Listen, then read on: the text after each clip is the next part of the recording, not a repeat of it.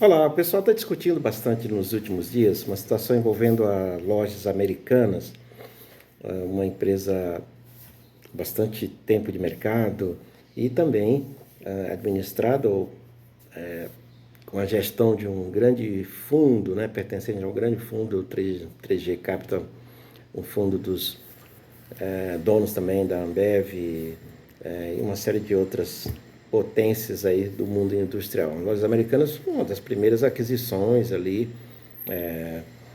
mais ou menos perto de quando esse grupo adquiriu a Brahma, e a partir daí eles foram buscando o crescimento no setor de bebidas e se tornaram hoje o maior cervejeiro do mundo, adquirindo até fabricantes americanos dentro dos Estados Unidos e na Europa, assim por diante. Bom, ninguém sabe exatamente o que aconteceu com Lojas Americanas.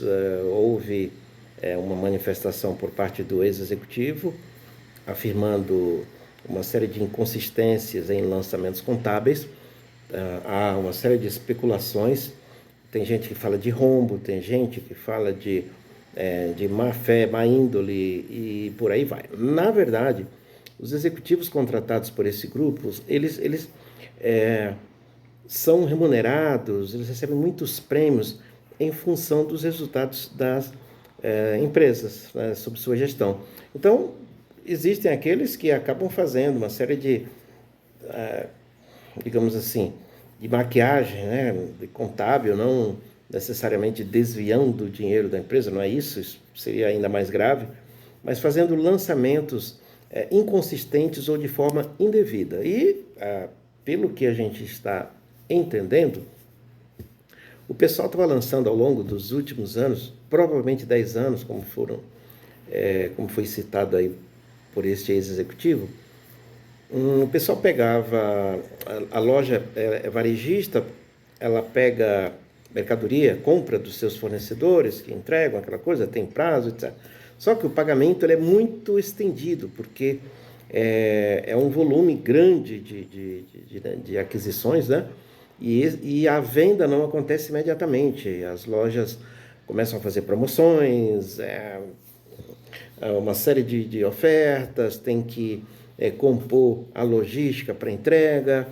O comércio eletrônico está extremamente disputado e competitivo. As lojas físicas são cada vez menos visitadas para aquisições da linha branca leve, como a gente chama, né? Que são liquidificadores, aqueles produtos mais básicos do dia a dia. Porque geladeira mesmo e fogão, máquina de lavar são produtos com preço mais elevado, e esses produtos eles não são trocados com tanta frequência.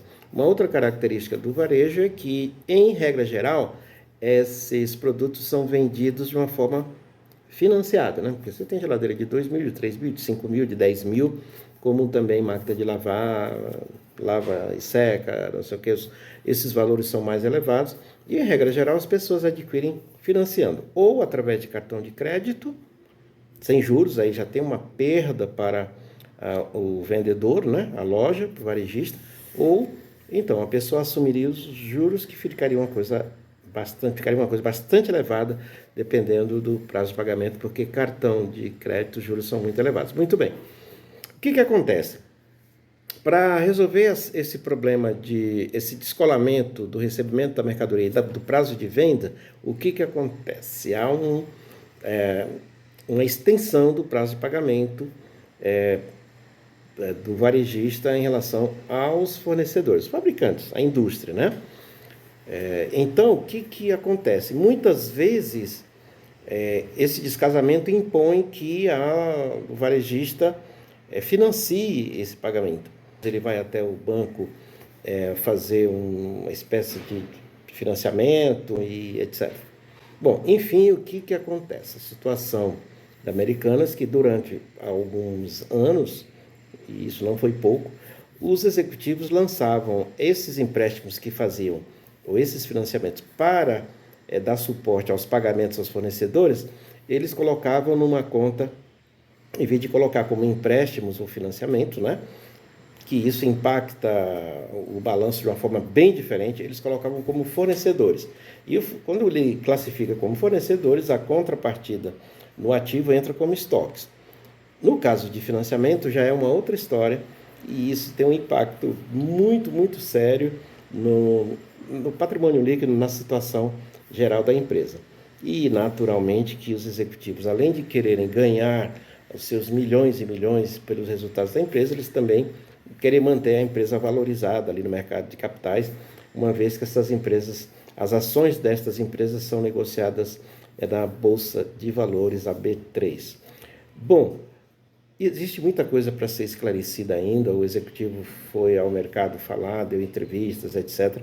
Mas quanto mais ele fala, a coisa fica mais enrolada, e mesmo especialistas, né, auditores especialistas nesse tipo de situação ainda não conseguiram desvendar esse mistério. Enfim, a situação é que a empresa está precisando de caixa, precisando de fortalecimento do seu capital de giro para poder fazer frente a tudo isso, e provavelmente os balanços devem ser republicados, e a Americanas hoje já tem aí uma garantia legal por 30 dias de que essas dívidas que ela possui no mercado financeiro não serão executadas, nem haverá sequestro de bens, esse tipo de coisa, porque o juiz já concedeu essa condição para a empresa. Mas ainda tem muita coisa para ser esclarecida, a coisa não está fácil, o setor de varejo é muito complicado, muito competitivo, muito fácil de todo mundo entrar. Muitos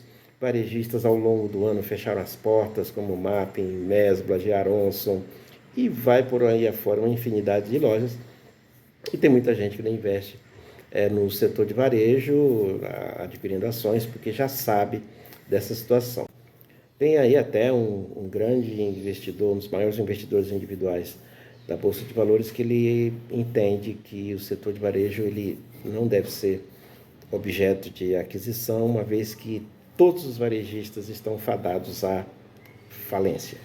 Ele acha que quebraram 40 empresas desse setor, e acha que as outras também devem quebrar, seria questão de tempo. Tem até uma frase dele que ele diz o seguinte, que existem dois tipos de varejistas, aqueles que quebraram e aqueles que ainda vão quebrar. Eu não sei qual é a sua opinião, acho que você poderia sugerir alguma saída para essa empresa, se você conhecer, mas que os especialistas entendem, inclusive o ex-executivo, que os 3 acionistas majoritários, que são controladores do 3G Capital, que eles devem injetar dinheiro. Mas injetar 20 bilhões numa empresa parece que não é coisa fácil, e eles não estão dispostos a fazer isso, já mostraram que não vão fazer, por isso que entraram na justiça.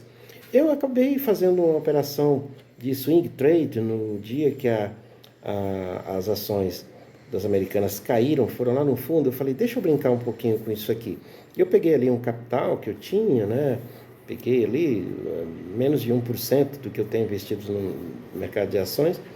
Eu peguei e fiz uma brincadeira. Eu fiz a aquisição e esperei a valorização, e no dia seguinte teve um repique de valorização de 21% e eu vendi. Então foi um ganho gostoso, legal e tal, mas eu não faço essa prática com muita frequência. Mas eu recomendo que você estude muito antes de fazer. Eu sou José Paixão, economista do Povo. Estou aqui para te ajudar a entender melhor essas confusões todas que existem no mercado. Pode mandar mensagem ou entrar em contato com a gente, que a gente vai responder suas perguntas. Grande abraço, tudo de bom. Fica com Deus. Tchau, tchau.